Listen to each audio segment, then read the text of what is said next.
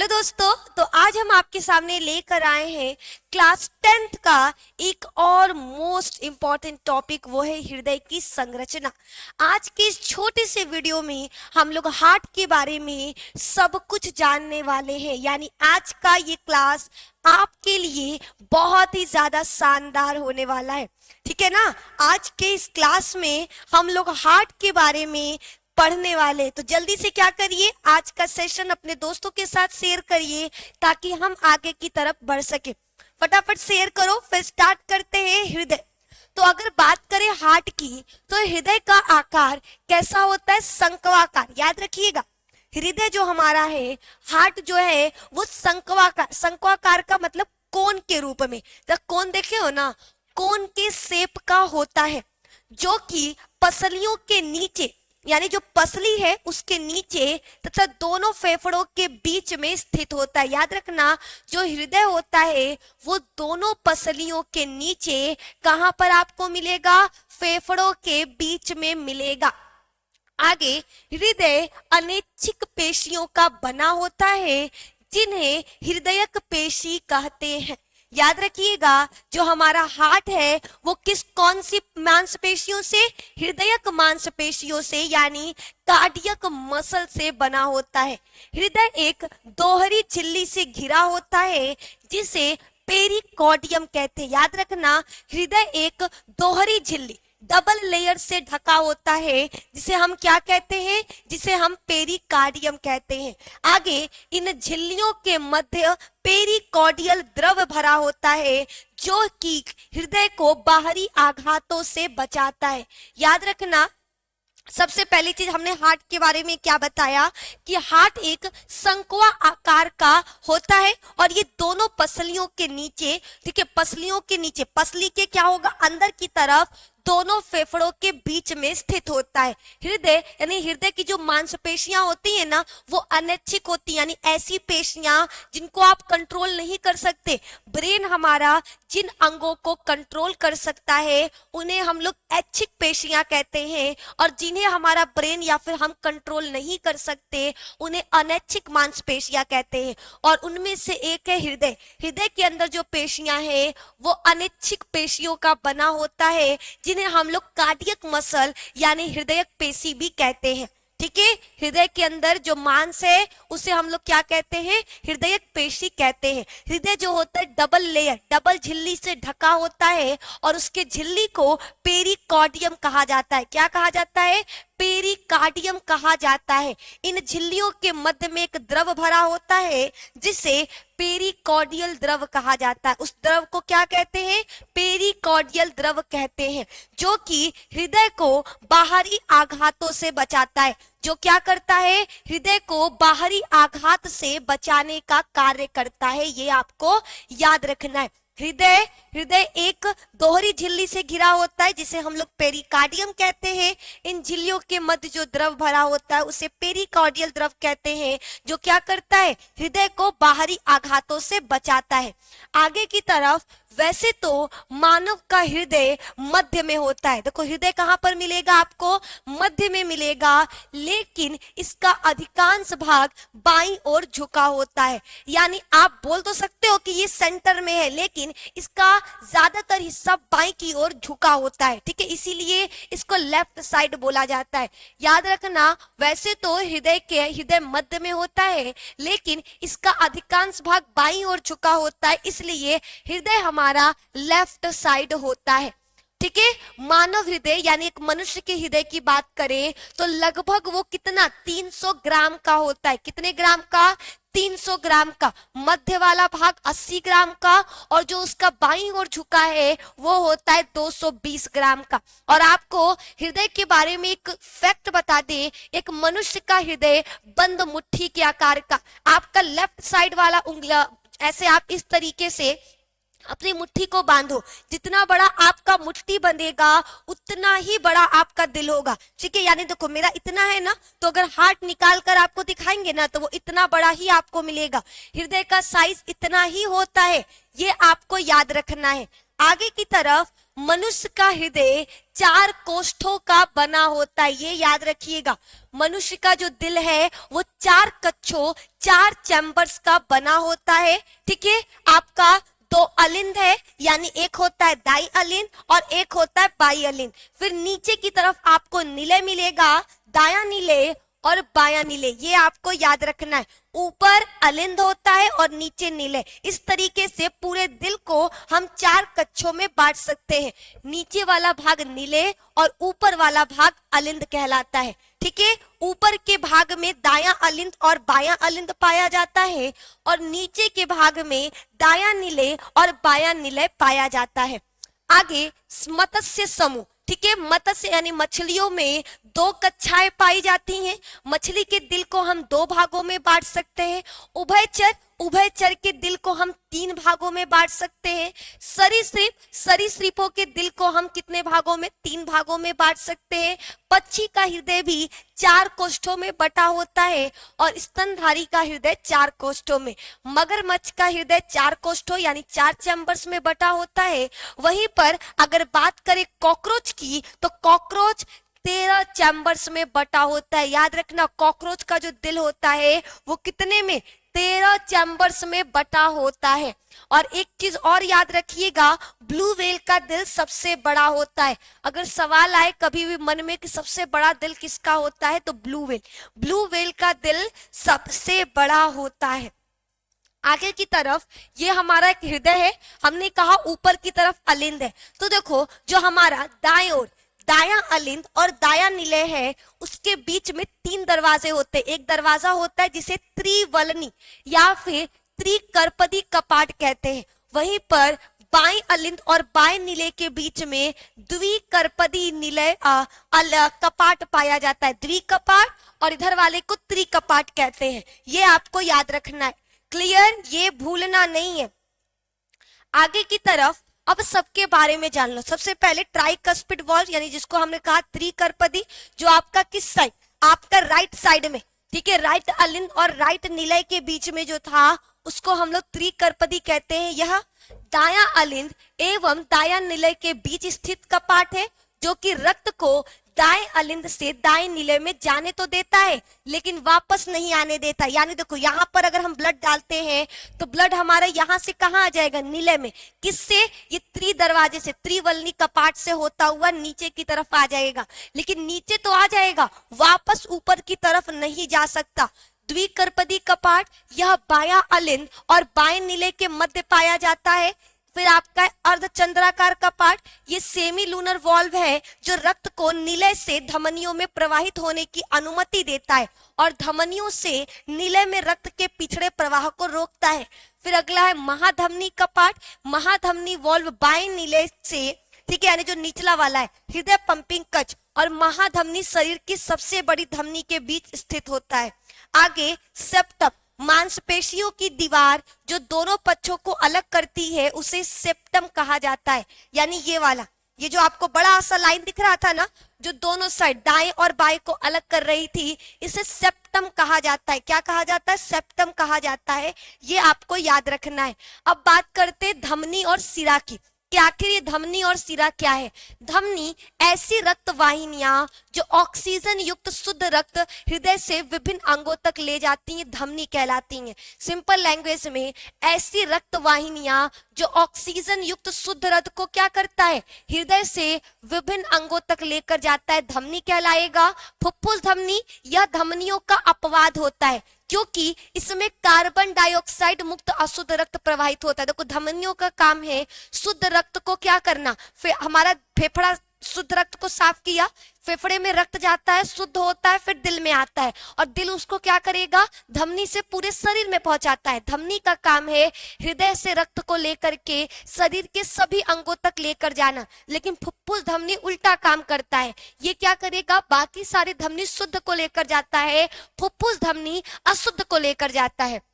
वहीं पर सिराएं ऐसी रक्त वाहिनियां होती हैं जो शरीर की विभिन्न अंगों से क्या करती हैं? अशुद्ध रक्त को फेफड़ों तक लेकर आती हैं। लेकिन जो फुफ्फुस सिरा है ये ठीक उसका उल्टा काम करता है। ये क्या करता है?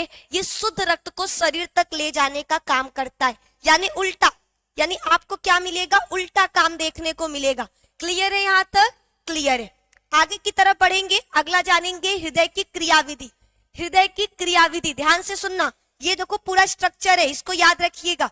सबसे पहले हमारा क्या हुआ, ये अलिंद है, इस अलिंद में अशुद्ध रक्त आता है, ठीक है। जितना भी शरीर से गंदा खून है ना, वो हमारा महाशिरा, अग्र महाशिरा और निम्न महाशिरा, दो महाशिराएं हैं जो शरीर से पूरा गंदा अशुद्ध रक्त को क्या करते हैं, अलिंद में लेकर आएंगे। अलिंद से वो निलय में आएगा, निलय से चला जाएगा फेफड़ों के पास, फेफड़ा क्या करेंगे, गंदे खून को साफ करेंगे और किस में भेज देंगे, फिर से हमारे किस में, लेफ्ट अलिंद में, बाएं अलिंद में आ गया। फिर बाएं अलिंद से वो किस में आ जाएगा, निलय में, और निलय उसको क्या करेगा, महाधमनी से पूरे शरीर तक पहुंचा देगा। सिंपल है, एकदम सरल भाषा में आपको समझा रहे।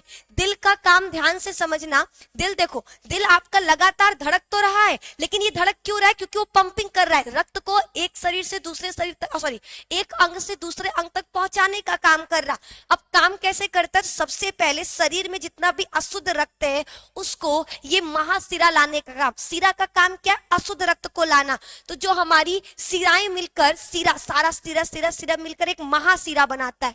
ये महाशिरा क्या करेगा, पूरे शरीर के अशुद्ध रक्त को कहां पर, अलिंद में लाएगा। अलिंद से खून नीला में आएगा, नीले उसको फेफड़ों के पास भेज देगा, फेफड़े खून को साफ करेंगे, अलिंद में भेज देंगे। फिर अलिंद क्या करेगा, अलिंद खून को किस में भेज देगा, नीले में, और नीले से फिर पूरा का पूरा क्या होगा, शरीर में चला जाएगा। अगर क्रियाविधि को ध्यान से समझे तो संपूर्ण शरीर से शिराओं के द्वारा अशुद्ध रक्त हृदय के दाएं अलिंद वाले भाग में आता है। दाएं अलिंद में रक्त प्रवेश करने के दो रास्ते होते हैं, ठीक है, यानी दाएं अलिंद में अशुद्ध रक्त लाने के दो रास्ते हैं। पहला क्या होता है, अग्र धमनी, महाधमनी, और सॉरी शिरा, और दूसरा निम्न महाशिरा। शिरा का काम क्या होता है, अशुद्ध रक्त को लाना। तो दोनों शिरा, अग्र महाशिरा और निम्न महाशिरा, इस शरीर के सभी रक्त को, अशुद्ध रक्त को क्या करता है, शरीर में लाने का काम करता है। दाएं अलिंद में रक्त प्रवेश कराने के दो रास्ते होते हैं, ऊपरी रास्ते को अग्र महाशिरा और निचले रास्ते को निम्न महाशिरा कहा जाता है। दाएं अलिंद से रक्त त्रिकर्पति कपाट के द्वारा दाएं नीले में पहुंचता है। फिर हमारा दाएं नीले में जब रक्त आ जाता है तो जो त्रिकर्पति, जो हमारा ट्राइकस्पिड वॉल्व था, उससे वो दाएं अलिंद से कहां पर, दाएं नीले में आ जाएगा, और दाएं नीले से अशुद्ध रक्त को पल्मोनरी धमनी के द्वारा फेफड़ों तक पहुंचा दिया जाएगा। फेफड़ों में रक्त क्या होगा, शुद्ध होगा, और उसे वापस से किसमें भेज दिया जाएगा, बाएं अलिंद में, और बाएं अलिंद वापस से द्विकर्पदी कपाट के द्वारा बाएं नीले में भेज देगा। और बाएं नीले में पहले से महाधमनी होगी, महाधमनी क्या करेगी, सभी रक्त को, शुद्ध रक्त को शरीर के संपूर्ण अंगों तक पहुंचा देगी। ठीक है, ये आपका हो गया। आगे की तरफ बढ़ेंगे, हृदय। हृदय के बारे में, हृदय की जो स्पंदन क्रिया अथवा पंपिंग क्रिया है, उसके माध्यम से हृदय शरीर के विभिन्न भागों तक रक्त को पहुंचाता है। यानी जो हमारा हृदय है वो पंपिंग करके, ठीक है, जोर लगाकर वो क्या करता है, अचानक से धक से जो करता है ना, वो हृदय की पंपिंग है। पंपिंग के द्वारा रक्त क्या होता है, महाधमनी से पूरे शरीर में जा पाता है। ये आपको याद रखना है। हृदय स्पंदन या हृदय की धड़कन का अर्थ है एक संकुचन तथा एक अनुशीतल। यानी जो हृदय आपका धक धक करता है ना, उसका क्या है, एक बार फैलना। जब वो ऊपर की तरफ दबाव डालेगा तो खून क्या होगा, पूरे शरीर में, फिर वो सिकुड़ जाएगा, फिर वो फैलेगा, फिर वो सिकुड़ जाएगा। इस तरह से आपको याद रखना है। ओके, ठीक है, ये आपको क्या करना है, याद रखना है। उसके बाद संकुचन का अर्थ होता है सिकुड़ना। संकुचन का मतलब होता है सिकुड़ना। वहीं पर अगर बात करें, क्या इसके द्वारा धमनियों पर दबाव डाला जाता है, और अनुशीतलन का अर्थ होता है फैलना। ये आपको याद रखना है। तो हृदय की धड़कन मतलब एक संकुचन और एक अनुशीतलन, ये आपको याद रखना है। एक सामान्य मनुष्य का हृदय 1 मिनट में लगभग 72 बार धड़कता है। कितनी बार, 72 बार। हृदय के अध्ययन को कार्डियोलॉजी कहा जाता है। मनुष्य के शरीर में हृदय को एक बार धड़कने के लिए कितना समय, 0.8 सेकेंड लगता है। हृदय की धड़कन को उत्तेजित करने वाला हार्मोन कौन सा है, थायरॉक्सिन हार्मोन। ठीक है, हृदय की धड़कन को उत्तेजित करने वाले हार्मोन को क्या कहते हैं? थायरॉक्सिन हार्मोन कहते हैं। पेसमेकर, जिसे कार्डियक पेसिंग डिवाइस के रूप में भी जाना जाता है, एक छोटा चिकित्सा उपकरण है जो असामान्य हृदय गति के हृदय की धड़कन को नियंत्रित करने में मदद करता है। ठीक है, हमारे जो हृदय के पास पेसमेकर है, जिसे कार्डियक पेसिंग डिवाइस के रूप में भी जाना जाता है, ये एक छोटा सा चिकित्सक उपकरण है जो असामान्य हृदय गति के हृदय की धड़कन को नियंत्रित करने में मदद करता है, यानी हार्ट बीट को कंट्रोल करने का काम करता है। आगे, जब हृदय संकुचित होता है तो धमनियों पर अधिक दबाव पड़ता है, इसे संकुचन दाब कहते हैं। और जब अनुस्थितिलन दाब के कारण शरीर के विभिन्न अंगों से अशुद्ध रक्त सिराओं के द्वारा हृदय के दाएं भाग तक लाया जाता है, अर्थात अनुस्थितिलन के द्वारा सिराओं पर दाब डाला जाता है। इस प्रकार शरीर में रक्त की आपूर्ति संकुचन दाब और अनुस्थितिलन दाब पर निर्भर करते हैं, यानी बीपी की बात करें। ठीक है, तो देखो बीपी का मतलब क्या है? Blood pressure. ब्लड प्रेशर का मतलब है ब्लड के द्वारा लगाया गया प्रेशर किस पर? सिराओं और धमनियों पर। जब हमारा शरीर शुद्ध रक्त को भेजता है तो धमनी पर दबाव लगता है, और जब अशुद्ध रक्त को लाता है तो सिराओं पर दबाव पड़ता है। ये आपको याद रखना है। तो एक नॉर्मल बीपी कितना होता है? 120/80। और बीपी मापने वाले मशीन को क्या कहते हैं? स्फिग्नोमैनोमीटर। ये आपको याद रखना है। ठीक है, हृदय के बाहरी आवरण को क्या कहा जाता है? पेरिकार्डियम। याद रखिएगा, हृदय का बाहरी आवरण क्या कहलाएगा? पेरिकार्डियम। अगला, हृदय के बाहरी आवरण को क्या कहते हैं? पेरिकार्डियम। ये तो क्लियर ही है। ठीक है, ये क्लियर है आपका। यहां तक किसी को डाउट? क्या यहां तक में किसी को भी किसी भी प्रकार का डाउट है? कोई डाउट नहीं? चलिए एक बार हम कुछ और क्वेश्चंस आपके लिए ले लेते हैं। हृदय के बाहरी आवरण को कहा जाता है, हृदय का बाहरी आवरण क्या कहलाता है? पेरिकार्डियम। ये आपको याद रखना है। अगला सवाल, मानव हृदय में सबसे बड़ा और सबसे मजबूत कक्ष कौन सा होता है? इसका जवाब कौन देगा? मानव हृदय में सबसे मजबूत और सबसे बड़ा कक्ष कौन सा होता है? जल्दी बताइए, किसे माना जाता है? किसे सबसे मजबूत और सबसे बड़ा माना जाता है? तो जवाब रहेगा बायां नीले। क्या? बायां नीले इज द करेक्ट आंसर। मानव हृदय में सबसे बड़ा और सबसे मजबूत कक्ष बायां नीले होता है। ठीक है, ये आपको याद रखना है। अगला सवाल आपका, मानव हृदय में कितने कक्ष होते? तो हमने कहा था 2 अलिंद, बायां अलिंद, दायां नीले, बायां अलिंद और दायां अलिंद, बायां नीले और दायां नीले। तो इस तरीके से कितना हो गया? 4। ये आपको याद रखना है।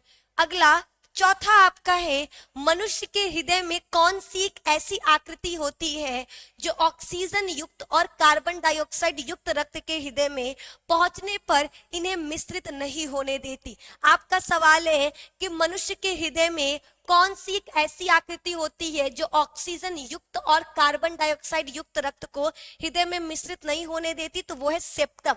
सेप्टम एक दीवार का काम करता है जो अशुद्ध रक्त को एक तरफ और शुद्ध रक्त को एक तरफ रखता है। क्लियर?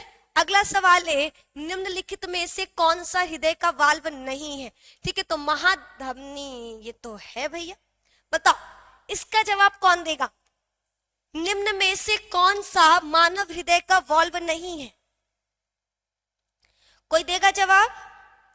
ठीक है, तो सेप्टम। सेप्टम वाल्व नहीं है। सेप्टम एक दीवार था जो हमारा अलग करने का काम कर रहा था।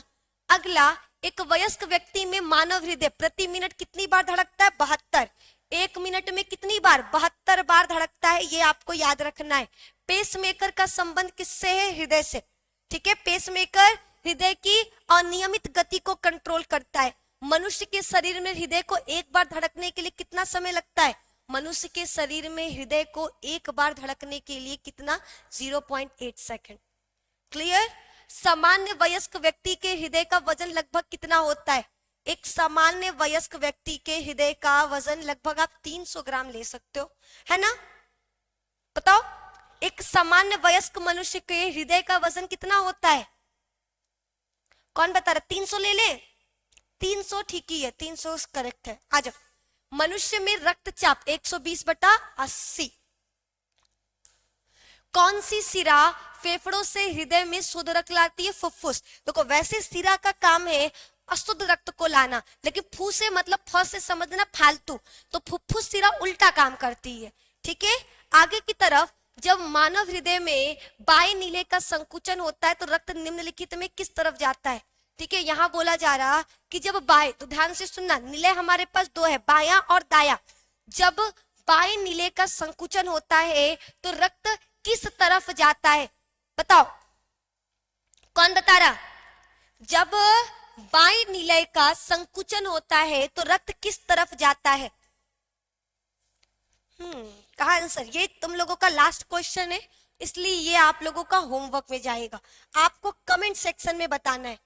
इस क्वेश्चन का आंसर बहुत इजी है, हमने पूरा स्ट्रक्चर समझाया था, बस थोड़ा सा दिमाग लगाने की जरूरत है। ठीक है, तो इसका जवाब आप लोग हमको कमेंट बॉक्स में बताओगे, और ये यहीं पर आपका हृदय की संरचना कंप्लीट होती है। इस वीडियो में हमने क्या किया, हार्ट का स्ट्रक्चर पूरी तरीके से कंप्लीट कर दिया। आई होप आप लोगों को हार्ट का स्ट्रक्चर समझ में आ गया हो। कोई डाउट होता है तो आप लोग हमसे क्या कर सकते हो, कमेंट सेक्शन में पूछ सकते हो। किसी भी बच्चे को अगर कोई समस्या होती है, परेशानी होती है, तो वो कमेंट में लिख सकता है। अगर आपको इसका पीडीएफ चाहिए तो इसके लिए आपको प्ले स्टोर से हमारा ऐप जस्ट वेल क्लासेस का ऐप डाउनलोड करना होगा, जहां पर आपको इसके क्लासेस का पीडीएफ मिल जाएगा। ठीक है, तो आज का क्लास यहीं पर कंप्लीट करते हैं। बहुत बहुत धन्यवाद, मिलते हैं आपसे नेक्स्ट क्लास में। तब तक अपना ख्याल रखिए, मस्त रहिए, टॉप करो से जुड़े रहिए। धन्यवाद।